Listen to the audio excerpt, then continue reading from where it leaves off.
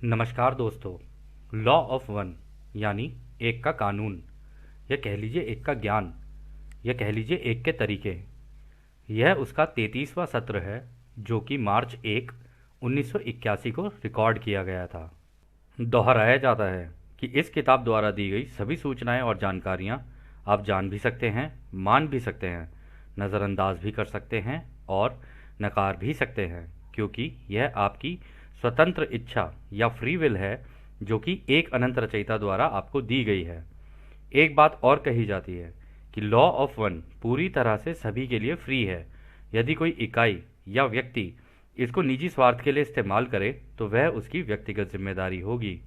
और साथ ही साथ यह भी कहा जाता है कि यदि कोई व्यक्ति इसको अपनी भाषा में परिवर्तित करके दूसरों से साझा करना चाहे या फिर इन वीडियोस को अपने चैनल पर चलाना चाहे तो वह भी ऐसा कर सकता है, क्योंकि वह भी उसकी फ्री विल है। तो जैसा कि राह हमेशा कहते हैं, हम राह हैं। हम आपका स्वागत एक अनंत रचयिता के प्रेम और रोशनी में करते हैं। अब हम संवाद करते हैं। तो पहला सवाल डॉन करते हैं। हमें पिछले सत्र में आपने आगाह किया था, हम सब इसका ध्यान रखें कि कार्ला की ज़रूरी ऊर्जाओं को नीचे ना आने दें ताकि यह संपर्क बना रहे। क्या इसका मतलब यह था कि हमें कि जिम और मुझे कार्ला की ओर देखना चाहिए, या कार्ला की महत्वपूर्ण ऊर्जाओं के बारे में सावधान रहना चाहिए, या अपनी स्वयं की महत्वपूर्ण ऊर्जाओं के बारे में सावधान रहना चाहिए? तो रा कहते हैं, प्रत्येक व्यक्ति स्वयं के लिए जिम्मेदार है। इस प्रक्रिया की तकनीकियों में सबसे पहले इस तीसरी घनत्वता के शरीर का इस्तेमाल इन शब्दों को दोहराने के लिए करें। दोस्तों, ये जो शब्दों की यहाँ बात हो रही है, यहाँ पे आपको याद होगा वो एक रिचुअल था जो रा ने दिया था अपने एरिया को शुद्ध करने के लिए, कि लॉ क्या है, लॉ एक है। ऐसे करके वो जो पूरा रिचुअल था उसके बारे में यहाँ पर रा ने बात की है। फिर वो आगे कहते हैं, इस प्रकार कार्ला को अपनी महत्वपूर्ण ऊर्जाओं को सावधानीपूर्वक देखने की आवश्यकता है, क्योंकि हम कार्ला को समाप्त नहीं करना चाहते हैं। दूसरी बात, पहले तो जो लोग यानी कि तुम्हारा काम ये है कि तुम कार्ला की रक्षा करो, और दूसरा, तुम कार्ला की इन ऊर्जाओं को बढ़ाने में उसकी मदद करो। तुम्हारा समूह हमेशा एक सद्भाव के कारण प्यार और रोशनी में सुरक्षा के संबंध में एक बहुत ही स्थिर प्रकृति का रहा है। इस प्रकार इस पतले बैंड के संपर्क की निरंतरता सुनिश्चित करता है। हालांकि तुम में से किसी एक की महत्वपूर्ण ऊर्जा समाप्त हो रही है तो कार्ला को अपनी महत्वपूर्ण ऊर्जा के एक बड़े हिस्से का उपयोग करना चाहिए। इस प्रकार लंबे समय के लिए इस काम को करने के लिए कार्ला को खुद की ही ऊर्जाओं का काम में लाना होगा। कृपया समझें कि हम आपकी स्वतंत्र इच्छा के इस उल्लंघन के लिए आपसे क्षमा चाहते हैं। हालांकि यह हमारी विकृति समझ है कि आप पूरी तरह से अपने आत्मसमर्पण के कारण इस जानकारी को पसंद करेंगे, बनस्पत इसके कि साधन को ही खत्म कर दें या अपने समूह को उस बिंदु तक खत्म कर दें जहां संपर्क कायम नहीं रह सके। तो दोस्तों, यहाँ पर जो रा ने कहा है ना, रा ने कहा है कि कार्ला की ना ऊर्जा नीचे जा रही थी, पर ऐसा नहीं है। यहाँ पे डॉन और जिम भी बैठे हुए थे, तो जिम भी मेडिटेशन वाली स्टेट में बैठे हुए थे। तो जिम की ऊर्जा नीचे जाने की वजह से उन्होंने बोला कि कार्ला को अपनी जो स्वेच्छा होती है, जिसको वाइटल एनर्जी कहते हैं, उसका इस्तेमाल करना होगा। इस जो इन लोगों ने बोला ना पतली बैंड, यानी कि जिस तरीके से हम लोग रेडियो पे फ्रीक्वेंसीज चेक करते हैं 95.5, 95.6, ऐसे फ्रीक्वेंसी चेक करते हैं ना, ये इतनी पतली है कि रेडियो वगैरह पे नहीं आएगी। ये केवल दिमाग के अंदर ही जा सकती है, या कह लो आत्मा के लेवल पर जाकर काम कर सकती है। तो वो ये कह रहे हैं कि इसके लिए कार्ला को ही करना पड़ेगा इस काम को। और दूसरा ये कि वो ये भी कह रहे हैं कि भाई इस लेवल तक भी मत चले जाना अपने आप को, क्योंकि तुम आत्मसमर्पण कर चुके हो इस काम के लिए, तो इस लेवल पर भी मत चले जाना कि तुम यार अपनी ही जिंदगियां दाव पे लगा दो। क्योंकि अगर ऐसा हुआ तो फिर ये तो काम ही नहीं हो पाएगा ना, फिर तो कहीं संतुलन है नहीं इस बात में। ऐसे मत बन जाना कि चौथी घनत्वता वाले बनकर दूसरों के लिए जान ही दे दो। खैर, अगला सवाल डॉन करते हैं, क्या आप हमें सलाह दे सकते हैं कि संपर्क बनाए रखने के लिए सर्वोत्तम संभव स्थिति कैसे बनाए रखें? तो रा कहते हैं, हमने इस चैनल के उचित पोषण के बारे में जानकारी दी थी, इसलिए हम आमतौर पर केवल 2 तरीकों से खुद को दोहराते हैं। सबसे पहले हम सुझाव देते हैं कि बहादुर और शारीरिक जटिल कमजोरी विकृति को अनदेखा करने की बजाय इस परेशानी को समूह के साथ साझा करना अच्छा है। और इस प्रकार शायद हम कहेंगे संपर्क के लिए एक अवसर सत्र को ना करें जब कार्ला थकी हुई हो, ताकि एक और अवसर आ सके जिसमें कार्ला ठीक से समर्पित हो। तो दोस्तों यहाँ पे वो ये कह रहे हैं कि ज़्यादा ना हीरो बनने की ज़रूरत नहीं है कि इस चक्कर में तुम सब चीज़ अनदेखी करते चले जाओ और इस काम को ही करते चले जा रहे हो और तुम्हें लगे कि हाँ जी आज ही हम हीरो बनेंगे। तो ऐसा ना करो, अपने ग्रुप में बैठ के एक दूसरे को बताओ कि हाँ यार मेरे ये ना एनर्जीज नीचे जा रही हैं या मेरे को ये दिक्कत आ रही है, परेशानी आ रही है। क्योंकि ज़्यादातर हम लोग ऐसे हीरो बनने की कोशिश करते हैं, बताते नहीं हैं दूसरों को।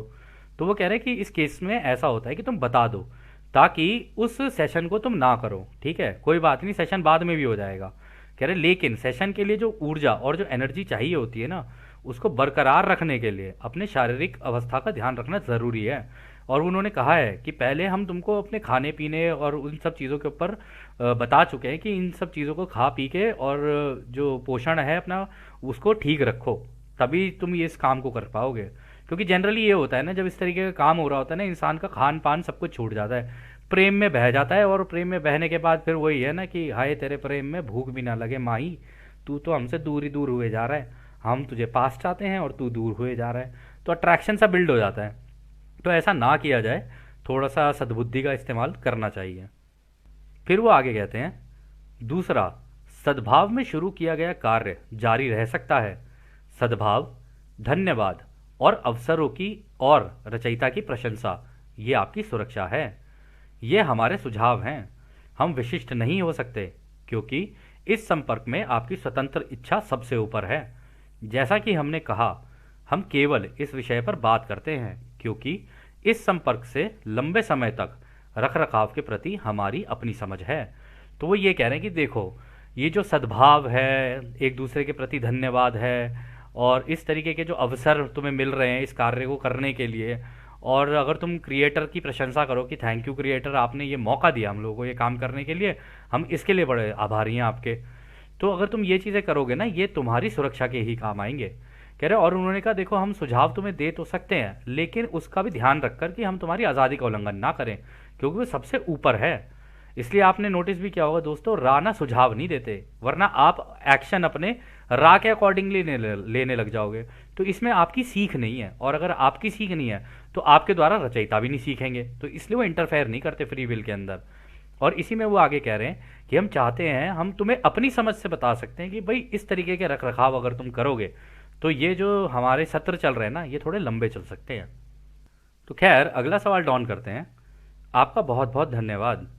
कार्ला के पास एक तथाकथित रंग चिकित्सा के लिए यानी कलर थेरेपी के लिए एक उपकरण है, और क्योंकि हम पिछले सत्र में इस पर बात कर रहे थे, मैं विभिन्न रंगों के बारे में सोच रहा था कि क्या ये किसी तरह से रंग चिकित्सा यानी कलर थेरेपी के सिद्धांत पर लागू होते हैं कि इसका इस्तेमाल शरीर के अलग अलग रंगों या चक्रों पर किया जा सके। क्या इसका कोई लाभकारी प्रभाव है, और क्या आप मुझे इसके बारे में कुछ बता सकते हैं? तो दोस्तों, यहाँ पर डॉन ने जो क्वेश्चन किया है वो किया है कलर थेरेपी को लेके। और हाँ, कलर थेरेपी नाम की भी एक चीज़ होती है जो आपकी जो ऑरा होता है और आपके जो चक्रास होते हैं उनके ऊपर काम करती है। ठीक है, अब ये कितनी सही है कितनी नहीं है अभी रा आगे बताएंगे इसमें, तो हम देखते हैं रा क्या कहते हैं। तो रा कहते हैं, यह चिकित्सा, जैसा कि आप इसे कहते हैं, एक व्यक्ति के दिमाग, शरीर, आत्मा परिसर में ऊर्जा या कंपन की तीव्रता को उत्तेजित करने के लिए बहुत कुछ हद तक एक अनाड़ी और भिन्न रूप से उपयोगी उपकरण है जो किसी व्यक्ति के लिए सहायक हो सकता है। इस उपकरण की परिवर्तनशीलता सबसे पहले उपयोग किए गए वास्तविक रंगों की कमी के कारण है। दूसरा, आपके लोगों के बीच कंपन के प्रति संवेदनशीलता में अत्यधिक भिन्नता के कारण भी है। तो वो ये कह रहे हैं, देखो तुम इसका इस्तेमाल तो कर सकते हो लेकिन ये जो कलर्स होते हैं ना, ये सारे अपने अलग अलग फ्रीक्वेंसी पर चलते हैं। तो इसकी एग्जैक्ट फ्रीक्वेंसी अगर तुम लोगों को नहीं पता है ना, तो भी इसके अंदर दिक्कतें आ सकती हैं। तुम कर तो सकते हो कलर थेरेपी, लेकिन इसकी अलग अलग फ्रीक्वेंसी जो इसकी वेवलेंथ्स होती हैं वो पता होनी चाहिए। अब जैसे एग्जांपल के लिए दोस्तों हम आपको दिखाते हैं कि यदि अगर हम यहाँ देखें तो आपको यहाँ पे ना अलग अलग वेवलेंथ्स दिख रही होंगी। जैसे वायलेट कलर की वेवलेंथ होती है 380 से लेके 450 एंगस्ट्रॉम तक, ब्लू की 450 से लेके 495 एंगस्ट्रॉम तक। तो ये जितनी भी आपको यहाँ दिख रही है ना, ग्रीन की 495 से 570, येलो की 570 से 590, ऑरेंज की 590 से 620, रेड की 620 से 750, तो ये ना कोई ऐसी फिक्स नहीं होती है, क्योंकि ये डिपेंडेंट है कि सूरज की तरफ से रोशनी कितने उससे आ रही है, इंटेंसिटी से। ये बढ़ भी सकती है, ये कम भी हो सकती है, लेकिन लगभग अमूमन इसी के आसपास ही घूमती रहेगी अगर घूमेगी तो। ठीक है। और ये हर्ट्ज में भी कैलकुलेट हो सकती है, और इसका एक्चुअल जो कैलकुलेशन होता है वो एंगस्ट्रॉम में होता है। एंगस्ट्रॉम एक यूनिट है आपकी फिजिक्स में, अगर आप चेक कर सकें तो। हम इसके अंदर ज़्यादा नहीं घुसेंगे, बस ये आपको बताने के लिए था। और फिर इसी जवाब में रा आगे ये भी कहते हैं कि इसका एक कारण ये भी है कि तुम्हारे यहाँ के जो लोग हैं ना, उनका अलग अलग वाइब्रेटरी रेट है। अब ये वाइब्रेटरी रेट जो होता है ना दोस्तों, ये होता है आपकी सोच पर निर्भर, कि आपकी सोच कहाँ तक पहुँची है, या आपकी अवेयरनेस कहाँ तक पहुँची है, आपकी जानकारियाँ कहाँ तक पहुँची हैं। अब कोई व्यक्ति, उसे जानकारी नहीं है तो वो लोअर वाइब्रेशन में ही रहेगा। किसी को ज़्यादा जानकारी है वो और हायर वाइब्रेशन में रहेगा। जो मेडिटेट कर रहा है उसको उसके अंदर से भी जो जानकारियाँ मिल रही हैं वो उससे भी ज़्यादा हायर वाइब्रेशन में रहेगा। और आप लोगों ने भी नोटिस किया होगा अपनी ज़िंदगी में, जब से लॉ ऑफ वन आप लोगों ने पढ़नी शुरू की है, ठीक है, या समझनी शुरू की है, आप अपने अंदर कई बदलाव देख रहे होगे। और वो जो बदलाव है ना, वो अच्छे बदलाव ही हैं। इससे आपकी कंपनता धीरे धीरे ऊपर उठती जा रही है, क्योंकि जानकारी का लेवल भी तो ऊपर बढ़ रहा है ना। अब आप पूरे ब्रह्मांड को एक फैमिली लेके चल रहे हो, सारी चीज़ें समझने की कोशिश कर रहे हो, तो इसका मतलब आपका लेवल, आपकी सोच ब्रह्मांड के लेवल की सोच हो रही है। तो जब इस लेवल की सोच होगी तो डेफिनेटली आपका वाइब्रेटरी रेट और आपका वाइब्रेटरी पैटर्न भी बढ़ेगा। तो यहाँ पर वो यही कह रहे हैं कि सबका एक जैसा नहीं है। अब ऐसा तो है नहीं कि वो सब लॉ ऑफ वन सुन रहे हो। हम लोगों को जनरली ये लगता है कि ये इन्फॉर्मेशन हमारे पास आ गई ना तो शायद सामने वाला समझ लेगा, ठीक है, या सामने वाले को हम समझाएं तो वो समझ पाएगा। पर ऐसा है नहीं। उसकी कंपनता नीचे है, उसका ज्ञान नीचे है, इसलिए उसको समझाना बड़ा मुश्किल है इस चीज़ को। जब तक वो खुद नहीं ढूंढेगा तब तक उसको मिलेगा भी नहीं है। और वो ढूंढेगा ही तब जब उसके पास दुख आएंगे। अभी तो मज्जानी लाइफ चल रही है, फिर उसके बाद जब हो जाएगा ना, दुखाने शुरू होंगे, तब आप लोग कहोगे सु वाच्छे, अब बता तू, तेरे को ये जो प्रॉब्लम आ रही है, अब है हमारे पास तेरे लिए सोल्यूशन, अब ले तू लॉ ऑफ वन, अब सुन। फिर उसकी कंपनता बढ़ेगी। जब उसकी कंपनता बढ़ेगी तब आप लोग सारे एक लेवल पे हो सकते हो, तब इस तरीके के उपकरण का इस्तेमाल किया जा सकता है। खैर, फिर अगला सवाल डाउन करते हैं। मुझे लगता है कि विशिष्ट रंग के क्रिस्टल के माध्यम से प्रकाश को प्रवेश करके आप एक वास्तविक रंग प्राप्त कर सकते हैं। क्या यह सही है? तो यहाँ पे वो कह रहे हैं किसी स्पेसिफिक पिरामिड का, मतलब अगर हम लोग प्रिज्म यूज़ करें, उसके अंदर से लाइट को निकालें तो उसके अंदर से 7 रंग बट जाते हैं। तो कह रहे कि अगर उसके रंगों को देखकर अगर उसका इस्तेमाल किया जाए, कि भाई किसी के ऊपर ये पिरामिड रख दिया जाए और फिर उसका इस्तेमाल उसके शरीर पर किया जाए, उसके अंदर से लाइट निकाली जाए और फिर उसके शरीर पर डाली जाए ये लाइटें, तो क्योंकि वो टूट जाएंगी, लाइटें अलग अलग होंगी, तो जहाँ पर लाल होनी चाहिए वहाँ पर उसको एंगल वैसा बना दो कि लाल वाली वहाँ पड़े, फिर बीच में वो पड़े, मतलब क्या कहते हैं आपका सेक्रल चक्रा पे अलग पड़े, सोलर पे अलग पड़े। तो इस तरीके से अगर होती रहे तो शायद इसका इस्तेमाल किया जा सकता है। तो रा कहते हैं यह रंग में सटीकता तक पहुंचने का एक तरीका होगा। यह एक मामला है जिसे आप गुणवत्ता नियंत्रण कहेंगे, कि इस्तेमाल किए जाने वाला सेल्यूलॉइड एक अलग रंग का है। यह एक महान या दिखने वाली भिन्नता नहीं है, हालांकि यह विशिष्ट अनुप्रयोगों को देखते हुए कुछ अंतर करता है। तो दोस्तों यहाँ पर वो यही कह रहे हैं, कि देखो इसका इस्तेमाल किया तो जा सकता है। और यहाँ पर सेलुलॉइड की बात की ना, तो वो ये बात कर रहे हैं, सेलुलॉइड होते हैं हमारे सेल्स, तो उसके बारे में वो बात कर रहे हैं, कह रहे हैं कि अलग अलग उनके अंदर भी अलग अलग कंपनता होती है, तो किस सेल के ऊपर कौन सा रंग जाना चाहिए ना, ये उसके ऊपर भी निर्भर करता है। कह रहे कि हालांकि अगर तुम इसका इस्तेमाल करो तो इतना ज़्यादा डिफरेंस नहीं है इसमें, अगर तुम करोगे तो इससे फ़र्क पड़ सकता है, ठीक है। तो वो कह रहे हैं कि हालांकि, लेकिन तुम्हें ये भी देखना पड़ेगा कि इसको अलग अलग तरीके से प्रयोग करके देखना पड़ेगा कि कौन से एंगल पर, कौन सी जगह पर जब तुम इसका इस्तेमाल करोगे तो इसका फ़र्क पड़ रहा है सामने वाले के ऊपर। तो इसका एक हम चित्र देखते हैं, उससे समझने की कोशिश करते हैं कि ये लोग क्या कह रहे हैं। तो दोस्तों आप अभी ना एक चित्र देख रहे होगे, यहाँ से एक लाइट पड़ रही है प्रिज्म के ऊपर लेफ्ट से, ठीक है, ये प्योर वाइट लाइट है, ठीक है, और इसको कोहेरेंट लाइट भी बोलते हैं, मतलब इसकी वेवलेंथ सारी एक जैसी रहेंगी, स्ट्रेट।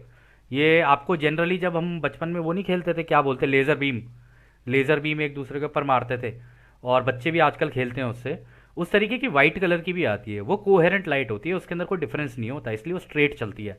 और अगर आप उस लाइट को अपने ऊपर मत मारना, आंखों की तरफ तो मारते भी नहीं है उसको, क्या कहते हैं, अगर आप उसको देखोगे तो आप उसके अंदर ना पार्टिकल्स देखने लग जाओगे, छोटे छोटे दिखने भी लग जाते हैं उसके अंदर। अगर आप उसे दूर से मार रहे हो लेकिन साइड से देख रहे हो तो आपको दिख जाएगा वो। तो कह रहे हैं अगर इस तरीके से लाइट मारोगे ना तो इस प्रिज्म से डिफ्रैक्ट होके वो अलग अलग रंगों में बट जाएगी। अब जब ये अलग अलग रंगों में बटेगी तो इन रंगों पे, जैसे मान लो आपका रूट चक्रा है तो ये लाल वाली रूट चक्रा पे भेज दो, ये पीली वाली सेक्रल चक्रा पे भेज दो, और ऑरेंज वाली मतलब इसके बीच में यहाँ ऑरेंज भी है, फिर यहाँ पीली भी है, फिर यहाँ हरी भी है। जो जहाँ पर जानी चाहिए ना उतना कर लो। लेकिन इसके लिए ना दोस्तों बहुत जाइगेंटिक एक प्रिज्म चाहिए होगा, बड़ा सा। उस प्रिज्म के थ्रू अगर आप निकालोगे तब शायद एक बार को पॉसिबिलिटी है कि ये चीज़ काम कर जाए। लेकिन उसमें भी एंगल्स किस तरीके के होने चाहिए ना, ये तब तक आप पता नहीं कर सकते जब तक आप बहुत बार एक्सपेरिमेंट करके ना देख लो। एक बार में इसको करना इतना मतलब कारगर साबित शायद ना हो, और यही राह ने भी बोला है यहाँ पर। तो खैर अगला सवाल डॉन करते हैं। संभवतः एक प्रिज्म का उपयोग अपने स्पेक्ट्रम में सफ़ेद प्रकाश को तोड़ने और उसके बाद स्पेक्ट्रम के सभी हिस्सों को छानने के अलावा, जिसे आप एक भट्टे से गुजरना कहते हैं कहेंगे, उसका उपयोग करना बेहतर होगा। क्या यह सच होगा? तो राह कह रहे हैं हाँ यह सही है। तो वही जो अभी हम लोगों ने इमेज देखी थी ना, उसी तरीके से वो बोल रहे हैं कि इसके सारे स्पेक्ट्रम को तोड़ दो, सफ़ेद प्रकाश उसमें से जाएगा, जब टूट के वो रंग बिखरेंगे ना तब उसका अगर तुम इस्तेमाल करके देखोगे तो शायद इससे फ़र्क पड़ सकता है। तो अगला सवाल डॉन करते हैं। धन्यवाद। मैं सोच रहा था कि क्या कोई प्रोग्रामिंग है अनुभवों की जो एक व्यक्ति को अपने रोज़ के जीवन में कुछ माध्यम प्राप्त करने के कारण बनता है। तो यहाँ पर जो डॉन कह रहे हैं ना कि क्या कोई प्रोग्रामिंग है, क्या हम अपनी ज़िंदगियों के अनुभवों की कोई प्रोग्रामिंग करके आते हैं क्या, जो हमारे रोज़मर्रा की ज़िंदगी में जो माध्यम लग रहे होते हैं, मतलब दुख तकलीफ़ें और कभी कभी खुशी भी माध्यम बन सकती है। तो ये सारी चीज़ें जो होती हैं ये क्या पीछे से कोई प्रोग्रामिंग होती है? फिर वो आगे कहते हैं डॉन, उदाहरण के लिए जैसा कि हम अपने दैनिक जीवन से गुजरते हैं, बहुत सी चीज़ें जो हैं जो हम करते हैं, हम इन अनुभवों को शुद्ध संयोग या संयोग से घटित होने के रूप में देखते हैं। तो यहाँ पर डॉन ये कह रहे हैं कि हमारे ज़िंदगी में जो चीज़ें चल रही होती है ना, जो हम काम कर रहे होते हैं, इधर उधर गुजर रहे होते हैं, कह रहे हैं हमें ऐसा लगता है कि ये तो संयोग से हो रही हैं। और हम लोगों की दोस्तों आदत भी ये होती है कि हम ये बोलते हैं, अरे जो विधि का विधान है उसे कौन बदल सका है, जैसा है वैसा होने दो। तो यहाँ पे उसके पीछे की जो प्रोग्रामिंग है ना उसको जानने की कोशिश कर रहे हैं, क्योंकि अगर ये वीडियो गेम है तो इसके पीछे की प्रोग्रामिंग हम पहले से इसका मतलब करके आ रहे हैं। तो यहां पर डॉन उस सवाल को लेकर उत्सुक थे। फिर आगे डॉन ये कहते हैं, हमारे जानबूझकर बनाए गए डिजाइन द्वारा, जैसे कि लोगों से मिलना या अलग अलग जगहों पर जाना, मैं बस सोच रहा था कि क्या पीछे से कुछ चल रहा है। मैं इसे कहूंगा कि कुछ मामलों में अधिक तेजी से विकास के लिए और आवश्यक अनुभव बनाने के लिए माध्यमों की प्रोग्रामिंग होती होगी। क्या ऐसा होता है?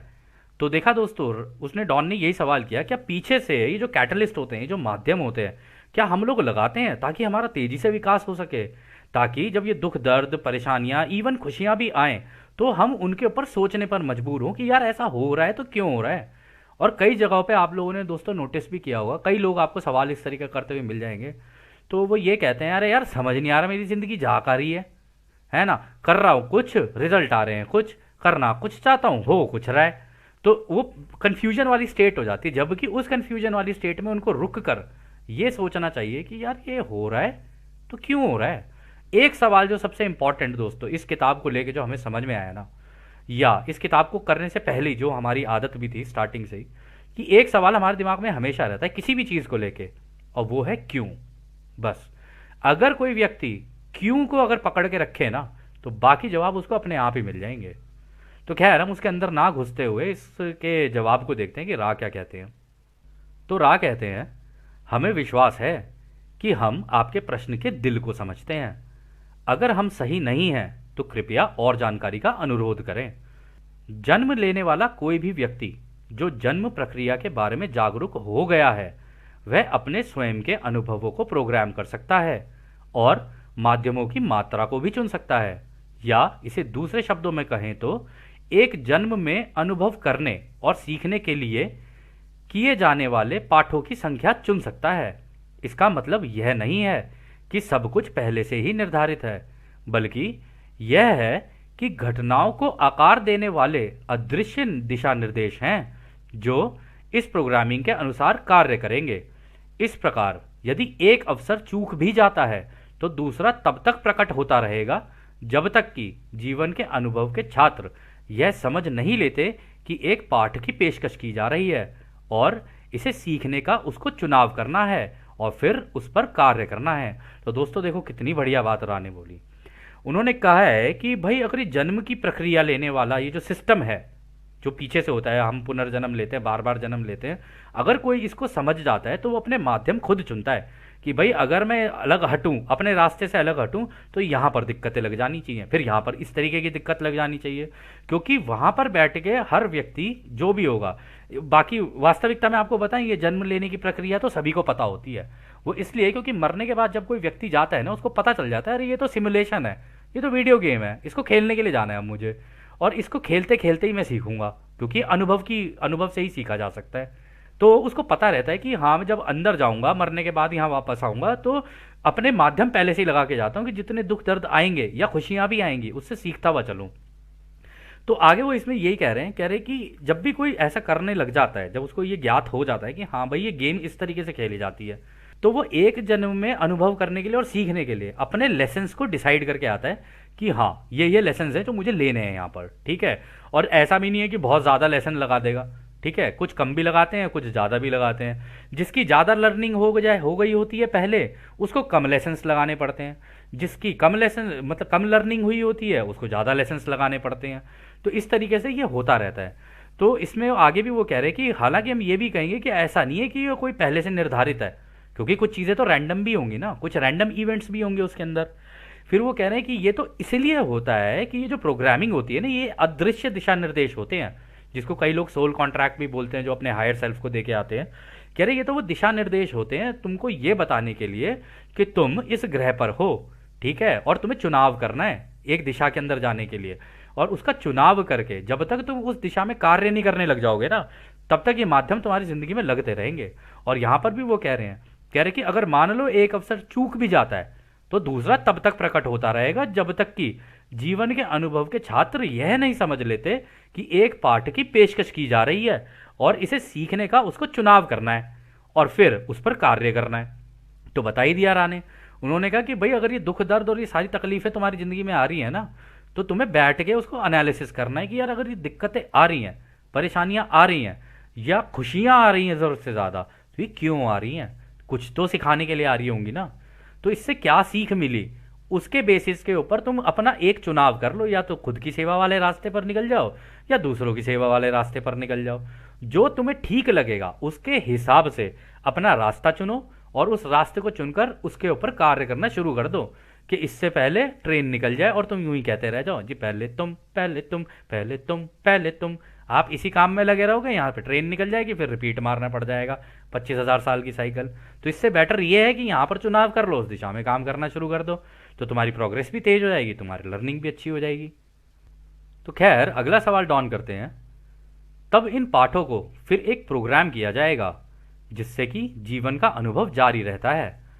मान लीजिए कि एक व्यक्ति एक झुकाव को विकसित करता है जिसे उसने जन्म से पहले विकसित होने के लिए वास्तव में चुना था, तो अनुभवों को प्रोग्राम करना संभव है ताकि संतुलन के माध्यम से इस झुकाव को कम करने का अवसर मिल सके।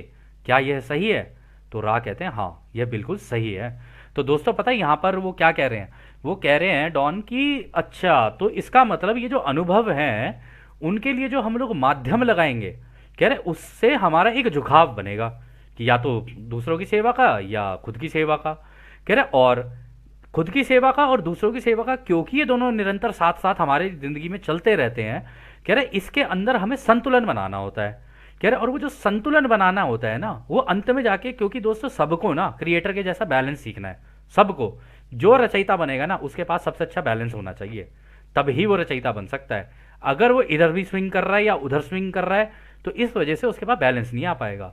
तो उसके अंदर वो बैलेंस होना चाहिए कि जो चीजें हो रही हैं होने दो, मैं अपने कार्य पे अपनी कर्म भूमि पे आया हुआ हूं, ये मेरा कर्म है, मुझे देखना है। दूसरे के कर्म से अगर मैंने अपने आप को अटैच किया तो मैं एंटैंगल हो जाऊंगा। इस प्रोसेस को कह लो या इस कॉन्सेप्ट को लो दोस्तों, एंटैंगलमेंट का प्रोसेस बोलते हैं। तो एंटैंगलमेंट किसी दिन हम लोग ढंग से डिस्कस करेंगे कोर में, लेकिन यहां पर वो ये कह रहे हैं कि संतुलन बना के चलो, मतलब झुकाव तो रखो अपना कि दूसरों की सेवा में जाओगे या खुद की सेवा में जाओगे, लेकिन दूसरों की सेवा के अंदर भी तो संतुलन है ना। उसमें भी तो 51 और 49 का संतुलन है। उसको तुम बना के चलते रहो कि आधा अपने लिए सोच सकते हो, आधे से हल्का दूसरे के लिए, सामने वाले के लिए सोच सकते हो। कहीं ऐसा ना हो कि तुम इतना कर दो और सामने वाला कहे कि तेरे से मांगा था मैंने जो तू मेरे लिए कर रहा है, फिर आपका दिल टूटेगा और फिर आप कहोगे अरे सारे माध्यम के ऊपर पानी फिर गया, अरे बेकार ही हो गया, छोड़ो परे। फिर आप ब्रेकअप और फिर ये लो, और फिर पैचअप, ब्रेकअप, ब्रेकअप, पैचअप, यही चलता रहता है सबका। लेकिन एनीवेज ये अच्छा सवाल था जो डॉन ने किया। इससे हम लोगों को भी काफ़ी कुछ सीखने के लिए मिला कि हाँ भाई, ये संतुलन बनाना बहुत ज़रूरी है, लेकिन झुकाव भी होना ज़रूरी है कि कौन सी दिशा में जाना है। तो खैर अगला सवाल डॉन करते हैं। धन्यवाद। फिर इससे मैं एक अनुमान लगाऊंगा। मैं कहूंगा कि व्यक्ति के दिमाग में झुकाव ही एकमात्र चीज है जो किसी भी परिणाम का कारण है। वह जिस भौतिक माध्यम का अनुभव करता है, चाहे उसके बारे में कुछ भी हो रहा हो, वह उसके ध्यान में पूरी तरह से झुकाव का कार्य होगा। मैं एक उदाहरण के रूप में कहूंगा, यह माध्यम ही हैं जो झुकावों को नियंत्रित करते हैं। क्या यह सही है? तो देखा डॉन ने कितना अच्छा सवाल कहा। डॉन ने कहा कि अच्छा, तो इसका मतलब ये जो झुकाव है ना, इसी की वजह से, चाहे वो खुद की सेवा का हो या दूसरों की सेवा का हो, कह रहे ये उसी की वजह से जब झुकाव हो जाता है तब ही परिणाम आने शुरू होते हैं। और इन झुकावों का जो मेन रूट कॉज है, जो कारण है, वो है ये माध्यम। और ये जो माध्यम लगने शुरू होते हैं तब हमारे झुकाव पैदा होने शुरू होते हैं। और जब वो झुकाव पैदा होना शुरू होते हैं तो वो इन माध्यमों को नियंत्रण करते हैं, और वो ये जो माध्यम है वो इन झुकावों को नियंत्रण करते हैं, और ये जो झुकाव हैं वो परिणाम को नियंत्रण करते हैं। तो ये तीनों चीजें आपस में जुड़ी हुई हैं और तीनों चीजें एक दूसरे को कंट्रोल करती हैं। तो खैर रा इसका जवाब देते हैं। हम आपके साथ अपने संचार में किसी भी प्रसिद्ध उदाहरण, कहावत या कहावत का उपयोग नहीं करना पसंद करते हैं, क्योंकि किसी भी प्रसिद्ध कहावत में जबरदस्त विकृति या तोड़ मरोड़ होती है। इसलिए हम आपसे सवाल के पहले भाग का उत्तर यह कहते हुए दे सकते हैं कि आप उदाहरण को हटा दें। यह पूरी तरह से सच है हमारे सर्वोत्तम ज्ञान के अनुसार कि झुकाव का कारण या मन शरीर आत्मा परिसर का ध्रुवीकरण प्रत्येक व्यक्ति द्वारा उत्पन्न धारणाओं का कारण है। तो वो ये कह रहे हैं कह रहे ठीक है, तुमने सोच तो लिया कि भाई इस तरीके का वो जो झुकाव है, फिर उससे मतलब माध्यम से झुकाव है, झुकाव से परिणाम है, तुमने सोच तो लिया। कह रहे लेकिन तुमने एक उदाहरण के तौर पे इसको लिया, जबकि उदाहरण जो होते हैं ना उनके अंदर बड़ी तोड़ मरोड़ होती है। एक उदाहरण का अगर तुम लोगे तो चीज़ें किसी भी दिशा में जा सकती हैं। कह रहे तो इसलिए उदाहरण के अंदर इतनी तोड़ मरोड़ होती है तो उसको छोड़ ही दिया जाए तो अच्छा है। लेकिन हम तुम्हें ये कह सकते हैं अपने एक्सपीरियंस के बेसिस के ऊपर, कि जो हमने अनुभव किए हैं और अपने ज्ञान के बेसिस के ऊपर, कि भाई इसका जो कारण होता है ये होता है तुम्हारी धारणाएं। मतलब बचपन से जो तुम्हारा परसेप्शन बना हुआ है चीज़ों को। अब होता है ना दोस्तों कि किसी की मान्यता है, अब मान्यता है तो फिर मान्यता ही है, उसके अंदर फिर जानने के लिए तो कुछ है नहीं। मानना है तो फिर मानते ही चले जाओ, उसमें क्या है। तुम कभी जान ही नहीं पाओगे कि रचयिता ने कैसे बनाया, रचयिता के तरीके क्या है, ठीक है ना। या फिर एक व्यक्ति के लिए अपनी खुद की प्रोग्रेस करने के लिए कौन सी चीज़ें होनी चाहिए। मान्यताओं में तो आप बहते चले जाओगे, जानने की कोशिश कभी नहीं करोगे। और अगर आपने जानने की कोशिश नहीं की तो फिर आप सीख भी नहीं पाओगे, क्योंकि सीखने के लिए तो जानना ज़रूरी है ना। मानोगे तो सीख तो वहीं रुक गई, वो तो ठहरा हुआ पानी है, तालाब है, सड़ जाएगा आगे जाके। बहती हुई नदी बनना ज़्यादा सही है कि इधर से भी सीखते चलो, उधर से भी सीखते चलो, इधर से भी सीखते चलो, उधर से भी सीखते चलो। तो खैर आगे रा और बोलते हैं। इस प्रकार आपके किराने की दुकान में एक दृश्य देखा जा सकता है, यानी जो हमारी ग्रोसरी शॉप है उसके बारे में कह रही है। स्वयं से आगे का व्यक्ति हो सकता है पर्याप्त धन के बिना हो। कोई व्यक्ति उस परिस्थिति में एक अवसर के रूप में चोरी करने के लिए भी कर सकता है, यानी हो सकता है वो जो आपके आगे जो व्यक्ति खड़ा है वो इसी का, उसके पास पैसे नहीं है तो वो हो सकता है चोरी कर ले, इसको एक अवसर के रूप में देखे, उसके लिए ये एक अवसर का कारण बनेगा कि वो चोरी कर ले। फिर वो कहते हैं कोई और दूसरा व्यक्ति इस अवसर को खुद को असफल महसूस करने के लिए कर सकता है। हाँ, हो सकता है एक व्यक्ति बेचारा निराश हो जाए कि हे भगवान, ऐसी कैसी जिंदगी है कि मेरे पास पैसे ही नहीं है, बताओ मैं कुछ खरीद नहीं सकता, मैं कुछ नहीं कर सकता, बिल्कुल गरीब हूं मैं। वो अपने लिए असफल महसूस होना शुरू कर दे। फिर वो आगे कहते हैं कोई और दूसरा व्यक्ति अपने सामान में से कम आवश्यक वस्तुओं को हटा सकता है और केवल उसके लिए ही भुगतान करे जो वो खरीद सकता है। हाँ दोस्तों, ऐसा भी हो सकता है कि अगर मान लो उसके पास लिमिटेड पैसे हैं, है उसके पास 100 रुपये, गलती से उसने अपनी बकेट के अंदर डाल लिया 150 रुपये का सामान, तो 50 रुपये का सामान निकाल के अलग कर देगा, 100 रुपये का सामान खरीद लेगा। हो गया संतुलन, उसने उतना ही लिया जितने की उसको ज़रूरत थी, या जितना उसकी जेब बोल रही थी कि भाई इतना ही कर सकता हूँ मैं, उसके हिसाब से उसने काम किया। और आगे अपनी साधारण जिंदगी जिए। हाँ मतलब ऐसा करके अपनी साधारण सी जिंदगी भी जी सकता है, कोई दिक्कत नहीं है उसको ऐसे करने में। फिर वो आगे कहते हैं स्वयं के पीछे खड़े किसी व्यक्ति को करुणा का अनुभव भी हो सकता है। ये भी हो सकता है कि आपके पीछे खड़ा हुआ कोई व्यक्ति उस गरीब व्यक्ति को देख रहा हो कि इसके पास पैसे नहीं है, वो उसके अंदर करुणा का भाव आ सकता है कि हे भगवान, बेचारा कैसा है, कैसी जिंदगी मिली है इनको, है ना। तो एक व्यक्ति ऐसे भी सोच सकता है और उसके लिए दुख व्यक्त करे। फिर आगे वो कहते हैं किसी व्यक्ति को दरिद्र व्यक्ति के पास खड़े होने के कारण अपमान का अनुभव भी हो सकता है। कई लोग ऐसे होते हैं जो गरीब को पास भी ना आने देखे, है छी छी चलो दूर हटो, होते हैं ना कुछ लोग ऐसे, जैसे कि गरीब नहीं आ गया पास में, कोई बिल्कुल कोई भूत आ गया हो पास में और आज ही खा जाएगा इनको, ठीक है ना। तो कोई कोई व्यक्ति इस तरीके से भी बिहेव कर सकता है। फिर वो आगे कहते हैं किसी व्यक्ति को उदारता का अनुभव हो सकता है, किसी व्यक्ति को उदासीनता का अनुभव भी हो सकता है। तो कुछ भी हो सकता है, कोई व्यक्ति उदार भी हो सकता है, वो कहे कि भाई तेरे पास पैसे नहीं है ना, चल कोई बात नहीं, मेरे पास एक्स्ट्रा पड़े हैं, ये ले यार 100 रुपये, तेरे को सामान लेना है तू चल, क्योंकि पीछे भीड़ इतनी लंबी लगी हुई है और वो भीड़ भी है, ऊपर से मेरे को तेरे पे दया भी आ रही है, तो आगे बढ़ पाएंगे, ले 100 रुपये तू ले, तू अपना सामान ले मेरे भाई, आगे निकल। ऐसा भी हो सकता है। और ऐसा भी हो सकता है कि कोई बेचारा बिल्कुल ही उदासीनता से अनुभव कर रहा हो, वो कह रहा है यार जो भी हो इग्नोर करो यार, ये पता नहीं हट क्यों नहीं रहा है यहाँ से, ठीक है ना। कोई इस तरीके का भी हो सकता है। तो इसमें देखना भी आगे अगला जो सवाल रा करते हैं उनसे, रा कहते हैं क्या अब आप एक ही पल में सभी घटनाओं को अधिक सही तरीके से देख सकते हैं। तो दोस्तों कितनी सही बात है, एक ही पॉइंट पे कितनी घटनाएं घट रही हैं और कितनी कितनी चीजें घट रही हैं, रा देख पाते हैं कि एक पर्टिकुलर पॉइंट पे कितनी प्रोबेबिलिटी और कितनी पॉसिबिलिटीज हैं। ऐसा नहीं हो सकता कि किसी एक पॉइंट पे हर किसी का रिएक्शन एक ही होगा, बिल्कुल अलग अलग रिएक्शन हो सकते हैं। और वो जो अलग अलग रिएक्शंस होते हैं ना, वो ही अलग अलग अनुभव जनरेट करते हैं क्रिएटर के लिए, और ये सारे अनुभव क्रिएटर ले रहे होते हैं। और क्योंकि रा सिक्स्थ डेंसिटी में वो देख भी सकते हैं ये सारी चीजें, तो वो भी कह रहे हैं कि इसलिए तुम समझ पा रहे हो एक ही पल में कितनी घटनाएं घट रही हैं, और जो इतनी घटनाएं घट रही हैं उनके बारे में यदि तुम बैठ के सोचो तो तुम्हें अपनी जिंदगी के एक एक पल को देखना पड़ेगा, सोचना पड़ेगा उसके ऊपर। और जब तुम उसे सोचोगे तब तुम ये अंदाजे लगाना शुरू करोगे कि यार इस सिचुएशन में मैं ऐसा भी कर सकता था, मैं वैसा भी कर सकता था, या मैं कैसा भी कर सकता था, या मैं कुछ भी नहीं कर सकता था। तो जब इस तरीके से अपनी जिंदगी में प्रोबेबिलिटी पॉसिबिलिटी लगानी शुरू करोगे तो तुम्हारी वाइब्रेशन है ना और हायर होती चली जाएगी, क्योंकि तुम्हारी जानकारी का स्तर ही बढ़ता चला जाएगा। और जब वो बढ़ेगा तो तुम्हारी प्रोग्रेस बाकी लोगों के मुकाबले तेज हो जाएगी। तो खैर दोस्तों, इस सत्र को अब हम यहीं समाप्त करते हैं, और जैसा कि राह हमेशा कहते हैं, अब हम आपको उस एक अनंत रचयिता के प्रेम, उसकी रोशनी, उसकी शक्ति और उसकी शांति में छोड़कर चलते हैं। आदने हमारे दोस्तों, आदने वासु। धन्यवाद।